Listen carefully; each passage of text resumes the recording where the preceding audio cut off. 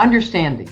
Understanding of business, understanding of the business of the company in which you serve, understanding of corporate governance, and understanding of the broad range of stakeholders. Results. Bringing my business expertise along with my lived experience to the table adds valuable context to the conversation.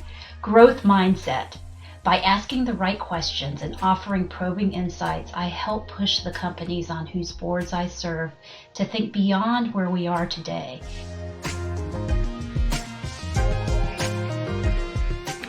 I support having more women on boards because it's so important for women's needs to be represented, and it's good for business and the bottom line. Look at the research. It tells us that board diversity improves a company's financial performance and governance. Because the business community and society expect and demand it from our leaders. It widens our field of vision. With 70 to 80% of purchasing decisions being driven by women, and with women comprising 59% of the workforce, it is foolish to think that one can build, operate, and govern a business effectively without the insights, questions, perspectives, and advice afforded by women. Working women are vital to corporate growth, and that includes the boardroom.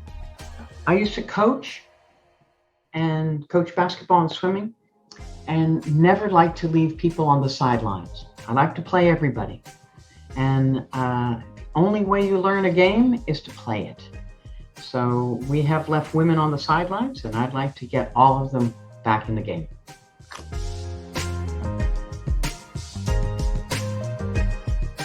Gender diverse boards ensure that more voices are heard.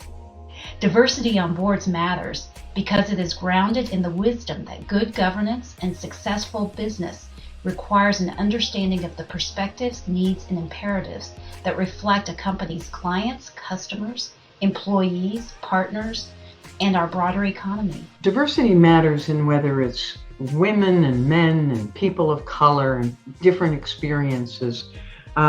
They make a difference in the discussions. It's what we talk about. It's how we talk about it. Equality, because all voices should be heard. Empowerment. Progress. Murchison.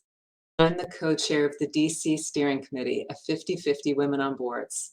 On behalf of my two co-chairs, Jill Klein and Mandy Whedon, as well as my good friends on our steering committee, welcome.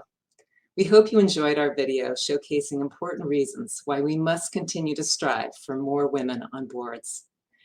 This is our 10th year of hosting this DC event, while it's the 11th year of what started out as 2020 Women on Boards National and now is 50/50 Women on Boards Global. It's an enormous privilege for Mandy, Jill, and me to help organize the women and some men of the Washington metro area as they and we advocate for more women on the boards of companies. Today, we have about 200 registered attendees for this local virtual event. After reaching the goal of 20% women on boards in the year 2020, we now are looking for 50% women on boards. This goal is obtainable, and by working together, we can make it happen. Shortly, Jill Klein will share the data about women on boards in the DMV. Then Vandana Sinha will lead the discussion with our distinguished panelists, Maury Devine and Phoebe Yang, about leading the way to diverse and gender-balanced boards. Next, we will go to breakout rooms led by our director coaches, who will share their unique stories about board service and answer your questions. But before we get to all of that, a few thank yous are in order. First, our global sponsors, and then our local sponsors, and our amazing DC Steering Committee members who have worked tirelessly to bring you today's program.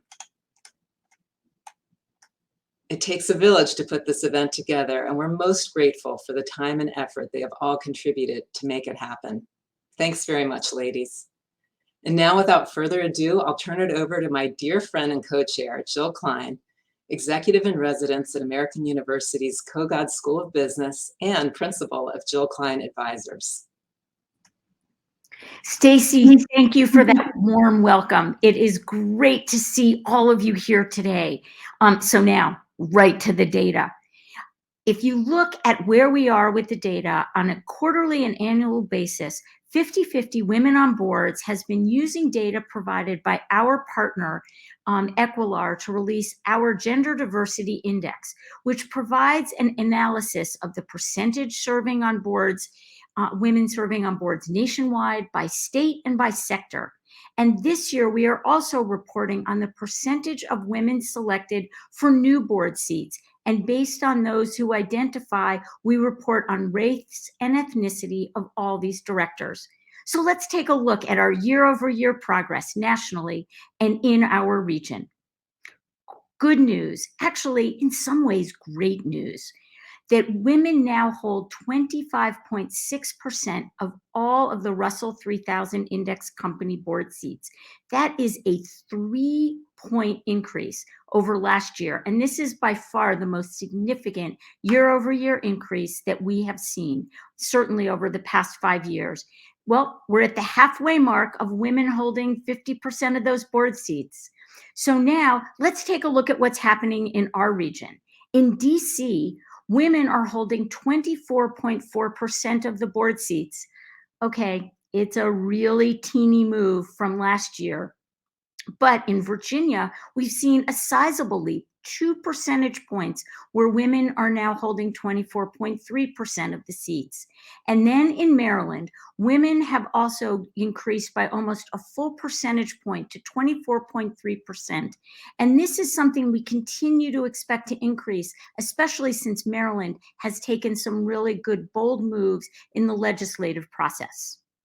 Now, 50/50 Women on Boards also seeks to understand and report where's the gender balance on boards, as well as tracking things like who's got 3 women on their boards, which we know makes a real difference, as well as the women with the boards with 2, 1, and 0. And the really good thing is that we're starting to see that pick up in the more than 3, which really says that women's voices matter.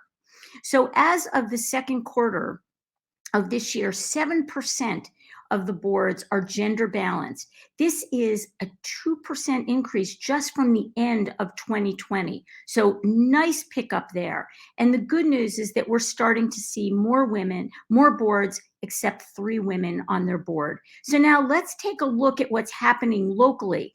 And I'd like to call these next couple slides what I call the opportunity for our region. So I want everyone to pay really close attention to the number of potential board seats that are available for us to achieve gender balance. This is where our opportunities really come in. So in DC, sadly, we don't have any boards that are gender balanced, but just take a look at that opportunity. Anywhere between 21 and 36 board seats would be available in the DC region just to get us to gender parity. Moving over to the state of Virginia, only 5% of those boards are balanced, but the opportunity is significant, with 183 to over 300 potential seats available. So we've got some opportunity there. And then moving to the state of Maryland, 4% of those boards are gender balanced. And the opportunity there also looking good, with 111 to over 190 seats available in order to make Maryland gender balanced. This is our opportunities, ladies.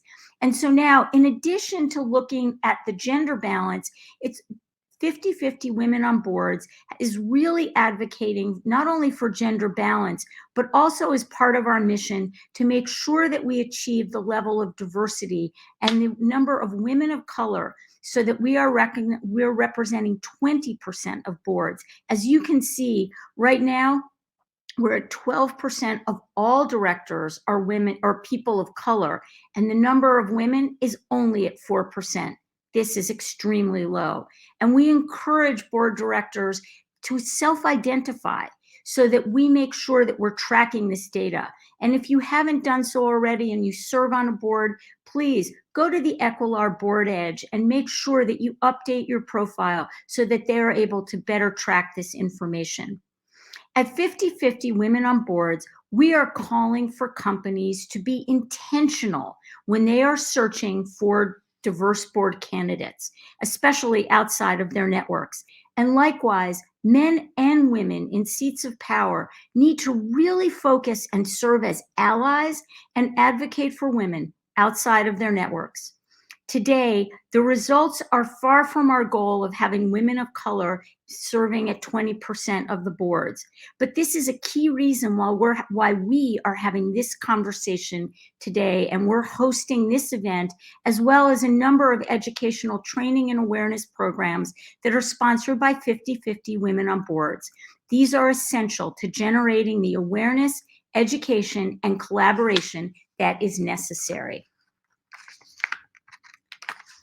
And now, you're all here because you want to hear our all-star panel. And so without further ado, I am very excited to invite Vandana Sinha, who many of you know in our region. She is the editor-in-chief of the Washington Business Journal and my good friend. And I am really excited to welcome Vandana, as well as our panelists, Maury Devine and Phoebe Young. So please, ladies, take it away. Vandana, the floor is yours. Thank you for being here. Thank you. Thank you, Jill, for all of that. That was incredible information. Thank you to 50/50 Women on Boards for including me as part of this discussion. I'm extremely excited to talk about this. And thank you all for joining us. So we know that this is an incredibly important discussion. So many decisions are made in a boardroom. So wouldn't you want the right voices represented in that room? I mean, that brings the right context, that brings the right information, the right nuance, right? That's what this is all about. Diversifying our boards helps us make the best decisions for all of our constituencies, for our staffs, for our leadership, for our partners, for our customers. So we can't talk about this enough in my mind. So I'm very excited to have Phoebe and Maury here to talk with us about their experiences. Phoebe and Maury, you saw the data that Jill just presented to us. We have been making some progress, obviously, as a national business community, but it has been slow and it's not nearly enough yet. Including, in addition to this data, Spencer Stuart had come out with a study that said while more women and people of color are being recruited for boards, ultimately within the S&P 500, 3/4 of the board members are still white, 70% are still men. So there's still work to do here. So my first question to you both is, what would be your pitch to companies right now that don't have a female voice or a woman of color or a person of color on their boards? What are they missing, even broadly speaking, because we'll get into specifics as we go, through this discussion. What is the most important thing that they are missing by not having that voice on their boards currently? Go ahead, Phoebe. It's a great question. I just first say thank you, 50/50 Women on Boards, for having me as well, and being able to sit next to Maury and Vandana, who are both just amazing in their right. The question is a great one, and I was actually just asked this very question yesterday, and I think there's multiple things, but on the first, and just a purely crass business sort of case decision, you got 70 to 80% of purchasing decisions made by women. You've got almost 60% of the workforce who are women. That will continue to grow, as we know, in the sandwich generations and things. And so if you really want to understand your market, you want to understand your customer, you want to understand your ultimate sort of a purchaser of your products or services, it just makes no sense not to have women and a strong representation of women, so you understand sort of the mindset that you are selling into. But also culturally, there's an aspect in which women bring different perspectives, and I don't want to suggest that all women are homogenous, because we're not, but we do have there's a tendency to sort of listen first in general and ask questions, but also there's an approach that women have to problem solving that would be severely missing on a board, and it would reflect an inability to actually engage in those broader business decisions in a sort of smart and wise way. We also tend to bring a lot of data to the table. I think we're just kind of wired to do that and think about things fairly objectively, and so that perspective is also not missing, but it's just, maybe we're bringing a different set of data based on the experiences that we've had, but also the communities that we're accustomed to touching, which tends to be fairly diverse, so to speak. And so in all of those realms, there's the business and economics, the culture, but also the data that you bring to the table. There's a vast sort of set of information and data points that you would want to bring into both your boardroom and to your executive team that you would miss if you did not have women there. Yeah. Thank you. Maureen, your thoughts on Yeah, that? thank you, and Phoebe, great to join you too today. And thanks for all the work that 50/50 Women on Boards has done. You've seen the progress. And when you take I'm just looking yesterday at Spencer Stewart's 21/21 Board Index. Women and historically underrepresented ethnic and racial groups account for 72% of all new S&P 500 directors. These are great stories. We're making lots of progress. Is there more to be done? Yes, absolutely. And what do we bring? Well, Phoebe touched on many, but I think what you bring is a sensitivity to the world around you, that women have a tendency to understand what it is like to walk in another's shoes. And that's what you bring to a board meeting. I've noticed that on all 6 boards that I have been served on, that all of a sudden the conversation changes. Stacy mentioned in her remarks, the quality of the conversation changes. Guys will turn to me. I'm usually the first woman on the board because I'm into historically oil and gas and manufacturing. And they will say, it's not bad having you. And I'll say, wait, have 3 of us. You are 3, you're going to love it. And that's really what it's not a threat. It's an addition, and it's great to have it. So I would encourage people who are watching and thinking about, you've got to love corporate governance, though. If you don't love corporate governance and you don't love governance, then you shouldn't be seeking a board position. You really should talk about it. And, companies thrive or fail based on good governance. We've all seen dysfunctional boards, whether they're in the nonprofit or the for-profit. Good governance makes all the difference. It is actually the most important organizing principle to get significant work done. And that's why we work as a team on a board, not groupthink, but a team. So that's what women bring to that. Which actually is a perfect segue into what I wanted to do, which is kind of go to the start of your journeys. And when did you realize you were ready for a board? What made you even realize you were at that point? There are probably a lot of women out there who are wondering, should I, am I, can I?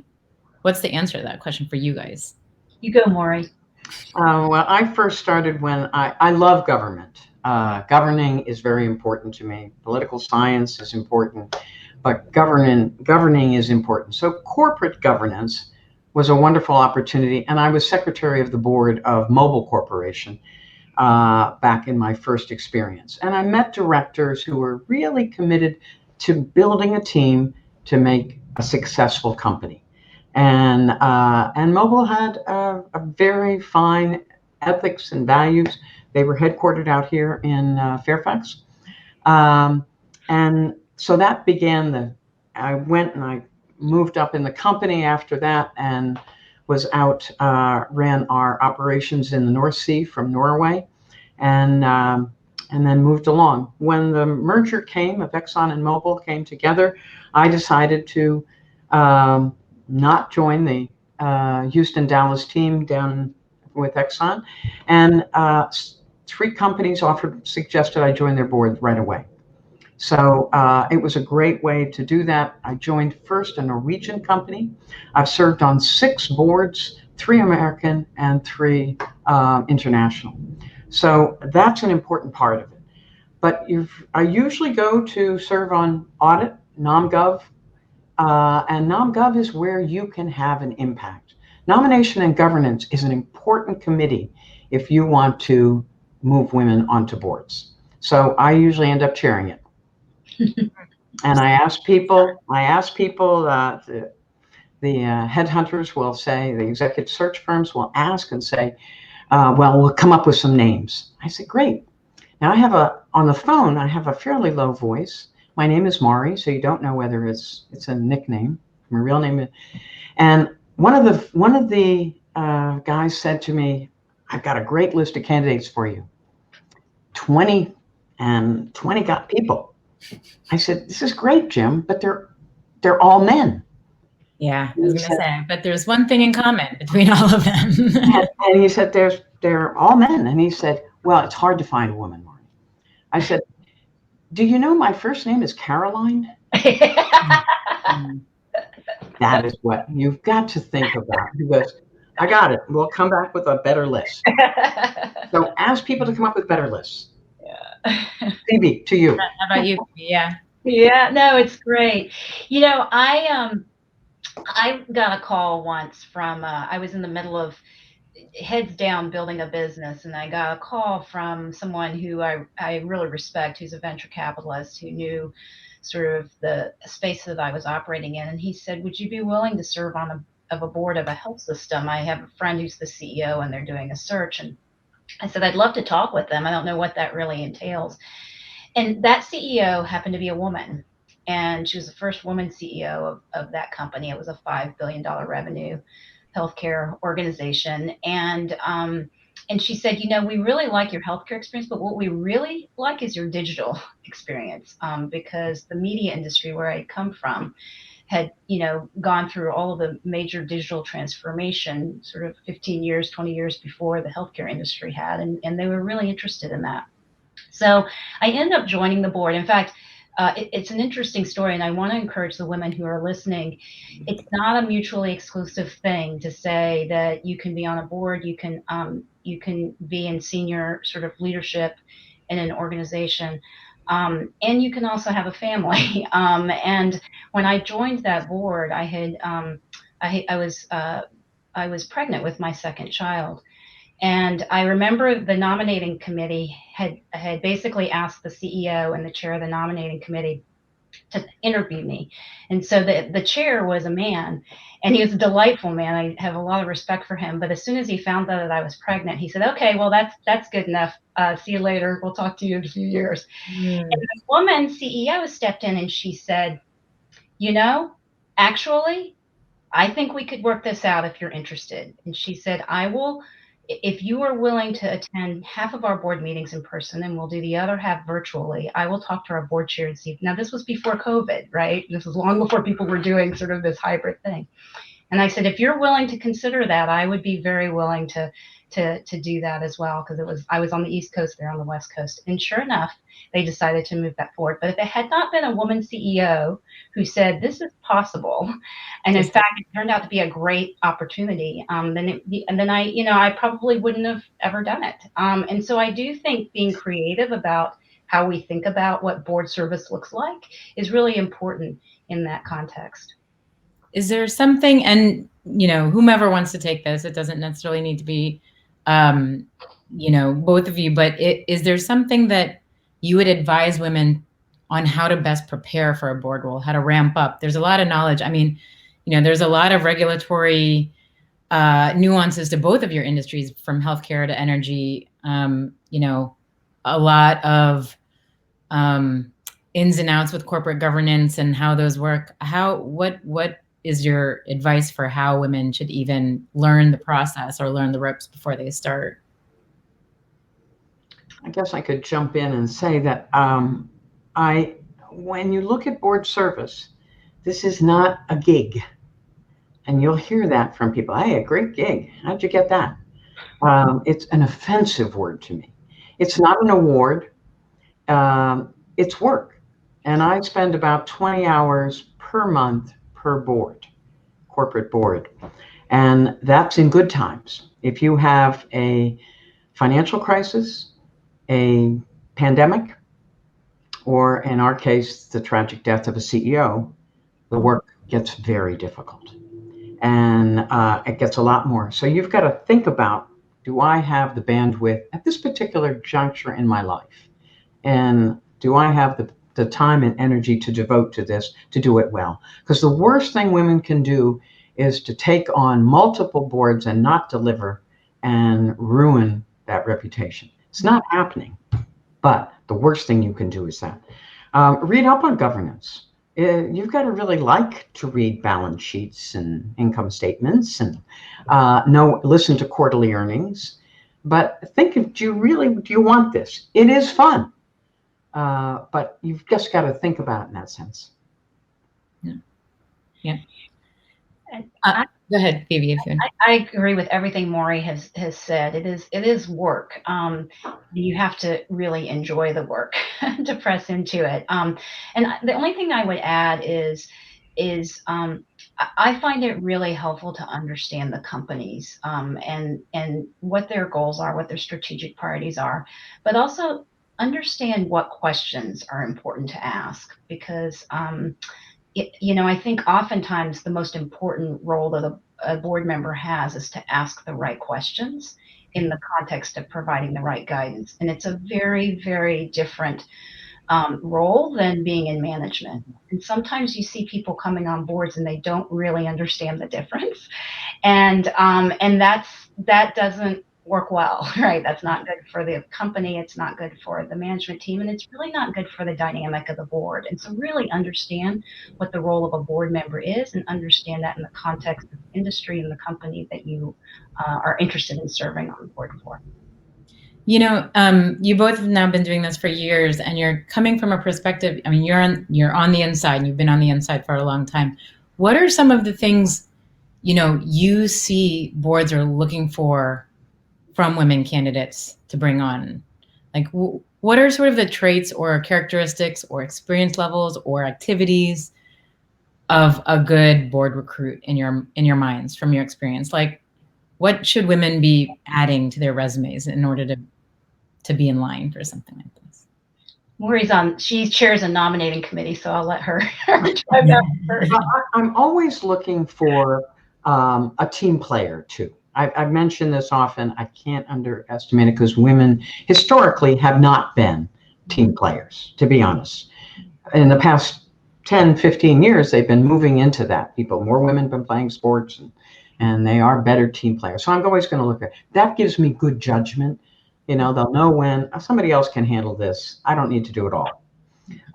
So I'm going to look for that. I'm also going to look for somebody that really understands, as Phoebe says, the business, understands our customers, understands suppliers, our employees, our investors, and really does want to sit in and listen to those earnings calls.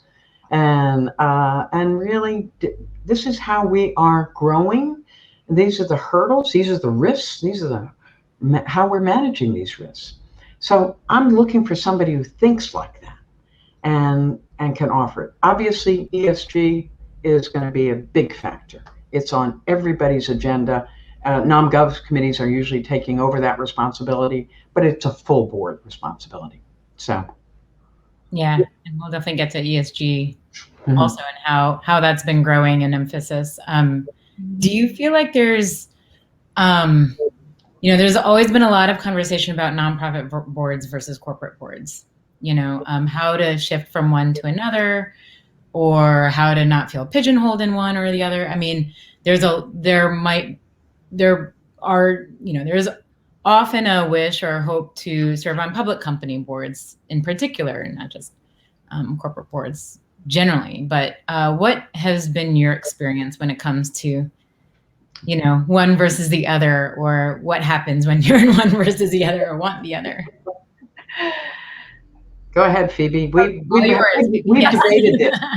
We debated this over lunch. Yeah, I'll jump in here. I think it really depends on the industry. So in the healthcare industry, 83% of healthcare is delivered and or financed by a nonprofit entity, right? So most of healthcare in the United States has its origins as a church ministry, and similarly, the first insurance plan was actually provided by a Catholic health ministry before there was such a thing as insurance almost 200 years ago. And so in that realm, there's a sort of an acceptance or a knowledge or an underlying truth that fact that, you know, much of healthcare is nonprofit. And so the distinction between nonprofit and for-profit is a pretty thin distinction in that industry. And so service on a nonprofit board in that realm is very much, I mean, the level of sophistication of those businesses is quite high, and the complexity of those businesses is quite high. And it could be in other places it's more difficult. I have had a colleague on one of my boards who was the one of the most senior Black women executives at one of the big financial institutions on Wall Street. And she actually told me that she started her board service actually by serving on a huge international nonprofit board. And there were so many people on that board who were CEOs of big corporations that she ended up getting 3 board offers by the time she was finished serving on that board to those big corporate publicly traded company boards. So, but I think Morrie has a perspective too, based on what she has seen that may be broader, and it could be, you know, also changing over time. I think Phoebe and I've given more thought to our conversation too. That over time it may. If you're chairman of the American Red Cross board, maybe you're going to have some, or if you're CEO of the American Red Cross, we'll bring them onto a board. But usually the nonprofit board is, you do that for service in a different way. Both are service. Corporate boards are service, but the nonprofit boards is service for common good. You may run into people who run companies or who serve on other boards, and they may recommend, but it's a harder path, and it's tougher to do. It's not automatic. And I could count on one hand the story of somebody met on a nonprofit board over the past 21 years. So I don't think you go into a nonprofit board with that expectation that I can move. That's a natural sequence. Do you feel like it's a learning opportunity though? It's a learning opportunity, but you've got to remember that corporations are profit and loss. And I need people to think P&L. And I'm not out there, you know, going out to donors just to give, to make this school or, you know, this hospital or whatever it may be better. I'm living in a profit and loss. So that's important. Do you feel like women might get pigeonholed in nonprofit boards then? I mean, it's like, oh, well, we have an opening here. Sure, that's perfect for a woman.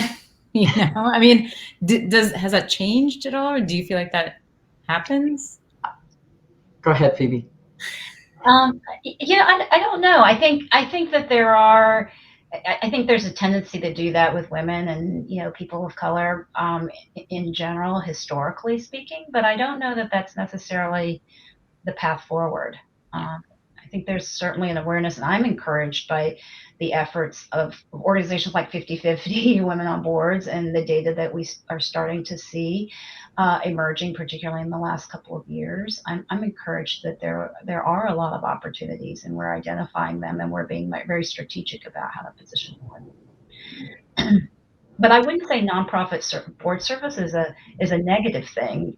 You know, a lot of people find a lot of fulfillment out of the mission of those nonprofit boards. And Morrie and I both serve on nonprofit boards as well. But to her point, we do it for a different reason than probably you would for a corporate board. And so, and the governance role is also very different when it's a philanthropic organization versus a P&L driven business.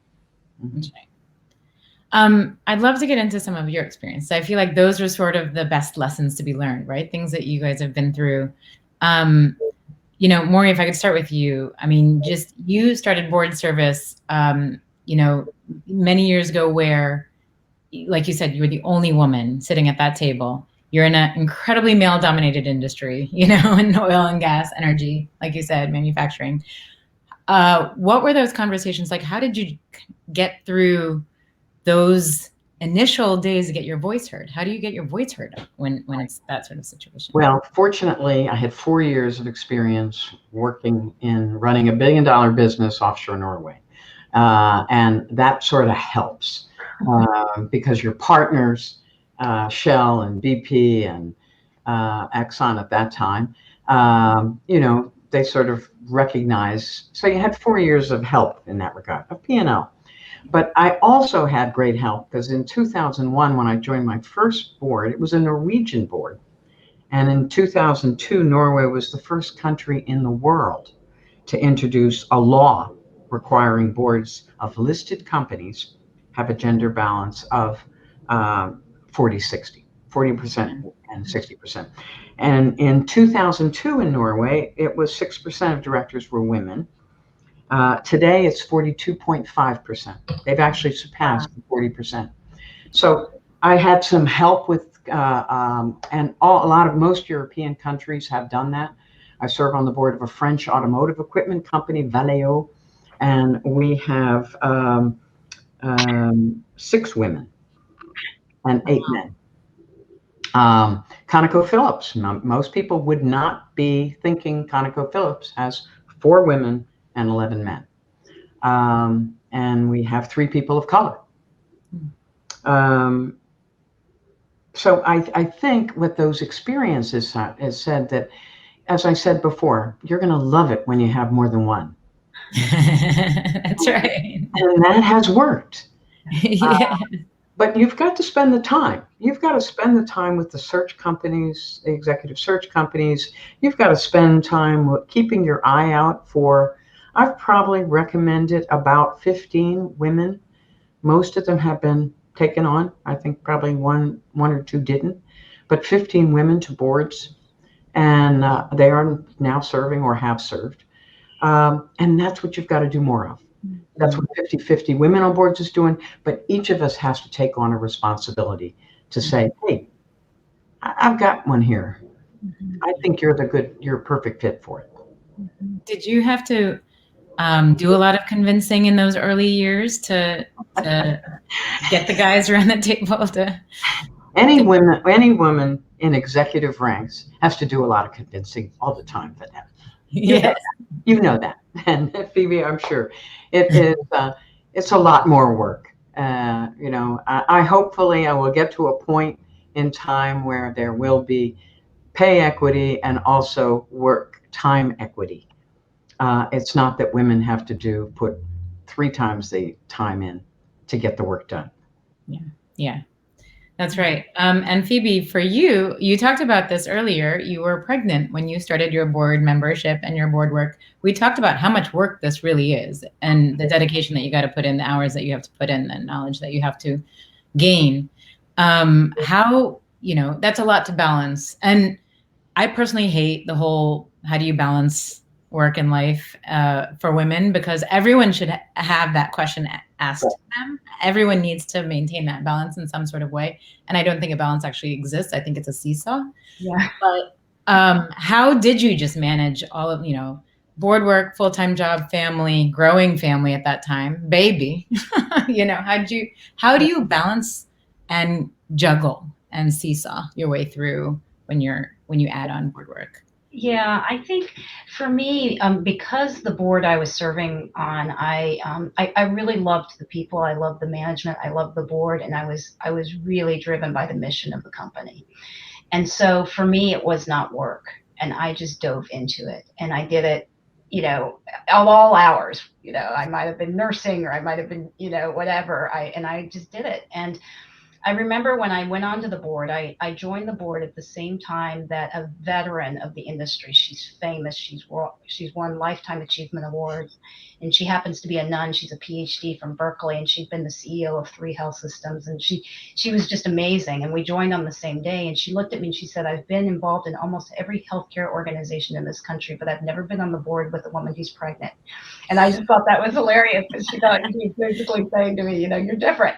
But embrace the difference, right? I just thought, I'm going to make this work because I care about it. And at the same time, you do sort of, relentless prioritization all the time, and you're not going to give. We've got seasons, and you're not going to give all to everything, but give all when you're with it. Give it all then, right? And so that's really been for me the sort of ingredient. When I'm present with my child, I'm present with my child. When I am present with the board, I am really present with the board, and being able to sort of stay disciplined and focused in that, I think, has been really important for me. And then the day job, because in almost every role I've had, I've been building a business as well. But I think having a builder's mentality and being able to be scrappy and that also helps as you're balancing things. I ask what kept you sane through all of that. I remember sitting. I don't know if you all have heard of Anne-Marie Slaughter, but Yeah. she is a pretty well-known academic who also served in a presidential administration. And at the time that I remember, I was expressing milk at the same time I was doing some work on my computer and doing things, and I came across her article, and I was sitting there reading it, where she published a piece in the Atlantic and said, basically the point is you can't have it all at once. And I wish I had not thought that I could, because I made some poor choices, and I wish I could revert. I mean, she said it in a much more sort of elaborative way, but it was really instructive for me, because as I think about different seasons of my life and what we like to build and what we're doing over time, I think you've got to think about those prioritizations in a realistic way too. Yeah, absolutely. And they're hard and they're daily. Yeah. It's like a daily recalibrating. So yep. We've talked about ESG. We've talked about how there has definitely been a rise in sort of ESG priorities. The SEC has come out with new rules and movement shifts to have companies really focus. How have you seen that play out in the boardrooms? How have boards been able to adjust, to these new priorities in recent years, in your experiences? Well, let me give you one example of ConocoPhillips. ConocoPhillips is a large independent oil company, U.S. oil company for those. And this past week in Glasgow, the climate accord has sort of said we will require cutting fossil fuels in half worldwide by 2030. Well, that is basically hits our very business. And how do you adapt to that? Fortunately, we've been in the past 2 or 3 years, and I'd like to think I was part of that, leading in that direction. There are a number of us on the board that are. But we've moved forward. We were the first company to sign up for the Paris-aligned agreement, first U.S. company in the oil and gas business. We have a low carbon team exploring carbon capture, storage, and hydrogen. We have to move out of oil and gas. We've got new methane emission reduction targets. We've raised them every year. It's part of compensation. So it's a major change. So the environmental issues, decarbonization of the world, that's an important thing that our board is dealing with. Every board I'm involved in, the car manufacturing, the equipment manufacturing from Paris, Valeo, huge impact of it's replacing the internal combustion engine with electrified vehicles. And they're doing all the parts, et cetera, for the GMs and Audis and Mercedes, et cetera. Those are huge discussions. How fast we can go, the pace of change, those are the things that you have to think about. Environmental, social, and governance. And we're spending a lot of time on those issues. Every board I'm involved with.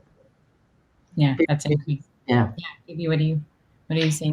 No, I would agree. I think there's definitely sort of front of mind. And I think, there's a journey. We're still on the journey, and we're early in the journey in many ways. And I think what we like to see, whether it's in housing or climate or health disparities, on the boards that I serve, is we begin to put in metrics to measure our progress in that regard and hold ourselves accountable and be transparent about the data, because sometimes the data reveals something very different from what our goals are, right? And then that allows us to then be able to dig in and say, okay, where could we actually address some of the root causes or challenges or barriers on that front? And so, there is a lot of work to be done, but I'll say, and this is an answer partially to your earlier question as well, asking about how do you get your voice heard.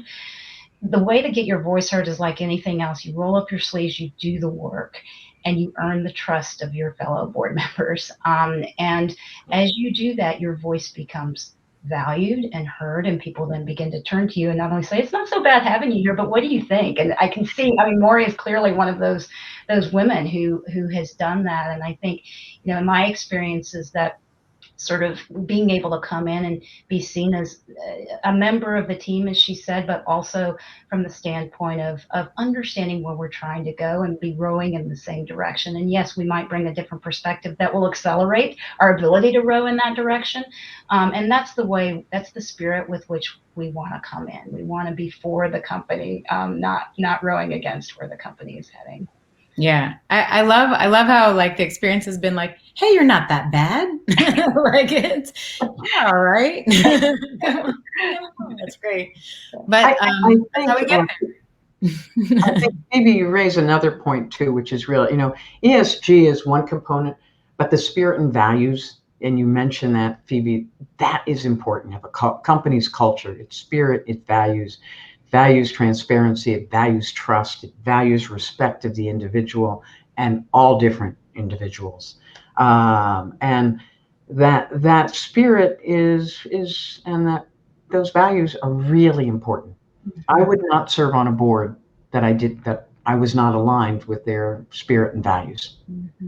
And in that vein, how do you keep your organizations then accountable to those expectations? Society, there's even in the last year, with all of the emphasis on racial justice, racial equity, there's a lot higher expectation on increasing equity in leadership roles and in the workforce across the staffs, increasing representation. How are you seeing that again play out in the boardroom, and what role boards are playing in keeping these organizations accountable to those sorts of goals? Mm-hmm.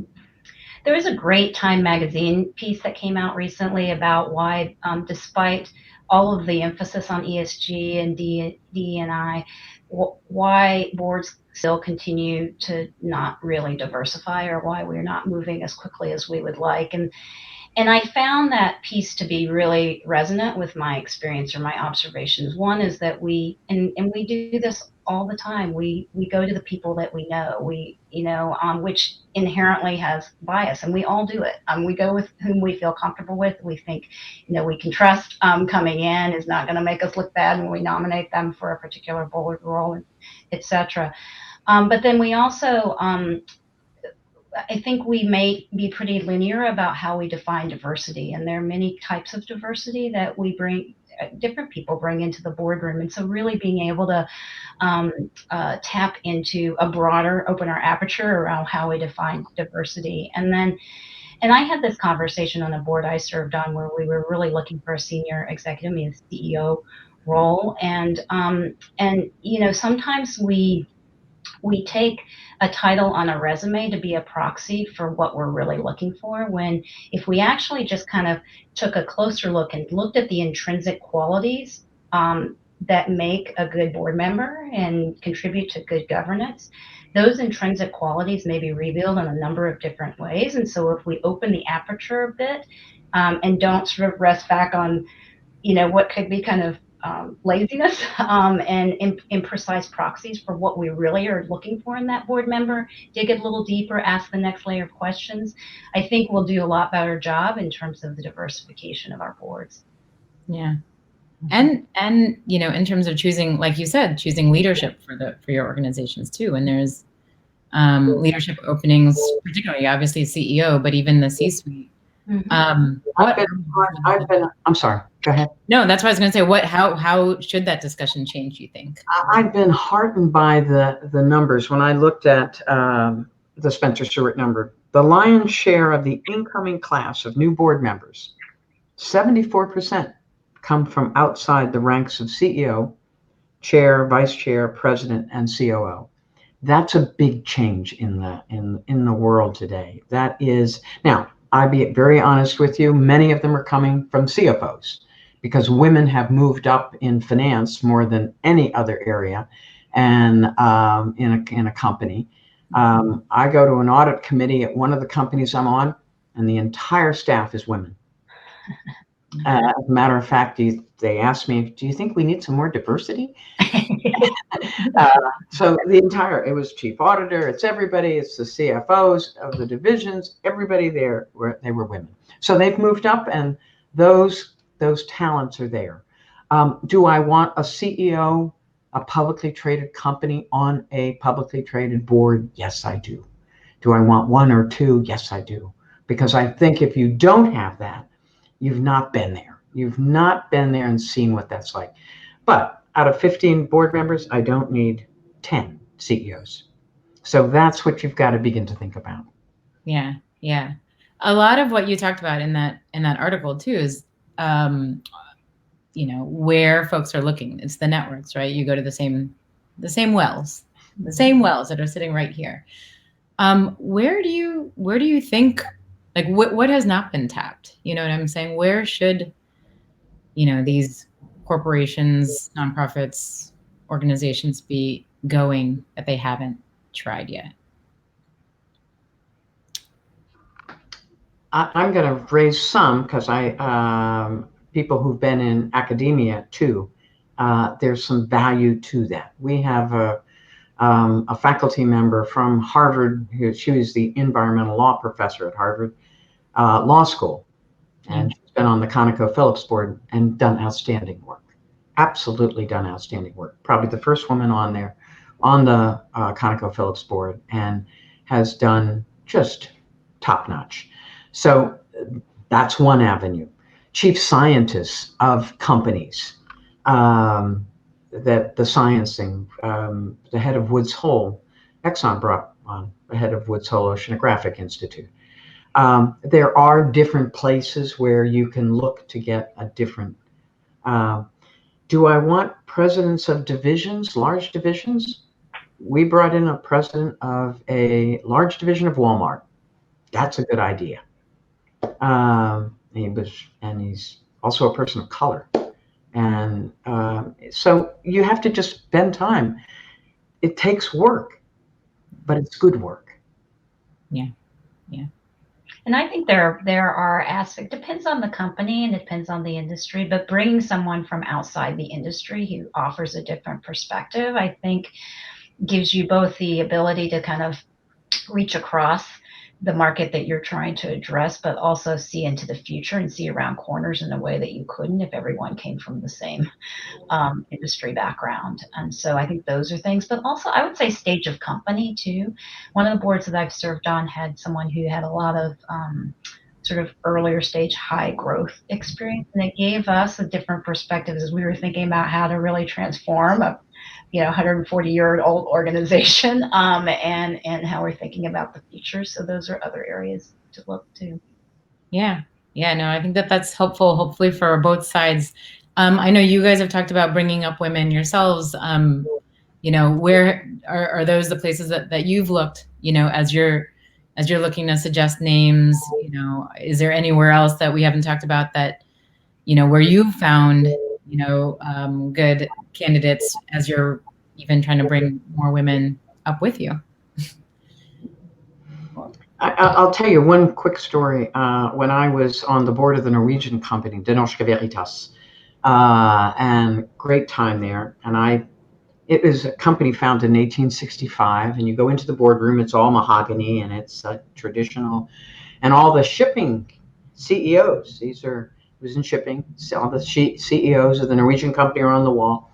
And the chairman said to me, he said, Maureen, we'd like you to be vice chairman of the board. And I said, oh, that's lovely, thank you. He said, but you probably won't be, you're the first non-Norwegian and you'd be a vice chairman. You probably won't make it to chairman. And I looked around the room and I went, I can see that. You made that plainly clear. I got it.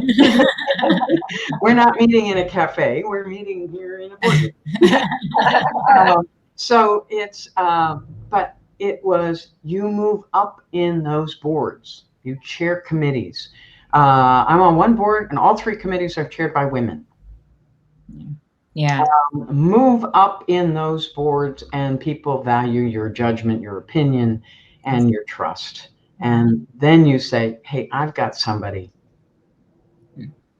So bear in mind that that's an important part of how we move more women forward. Yeah. I would agree. And if, as we sort of, women, that's a very diverse sort of, that word itself, describes a very diverse group of people. And so really kind of remaining open-minded about what the attributes are and experiences are, but also looking for opportunities to make the case as well, particularly where you see that something has been traditionally done in a way that maybe we've got some blind spots about what the false proxies are that we're using for the attributes that we really want, and being willing and able to sort of step in and make that case in a persuasive way based on trust. So I thought that global conversation that we had earlier this week, that 50/50 boards had earlier this week, talked on those bias, talked about bias. We all have them. You just have to understand where they are, understand how they're holding you back, and how you can go forward. So, agree. Yeah, it's a big part of every way you think about it, actually, really. Yeah. And you mentioned, Maureen, the nomination and governance committees, and moving up. Are there specific committees you would definitely recommend? And I always have somebody when they first join a board to serve on the audit committee. I feel very strongly you need to know what the time you have to spend, some time, a year or 2 on audit committees, and that you understand the company.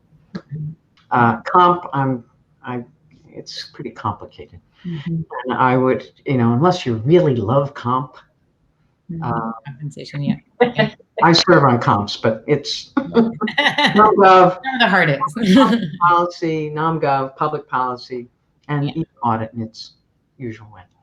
I've been on the audit committee on most boards I've been on, and as well as governance and finance. And I enjoy those committees, but I think that's how you get to learn the guts of the.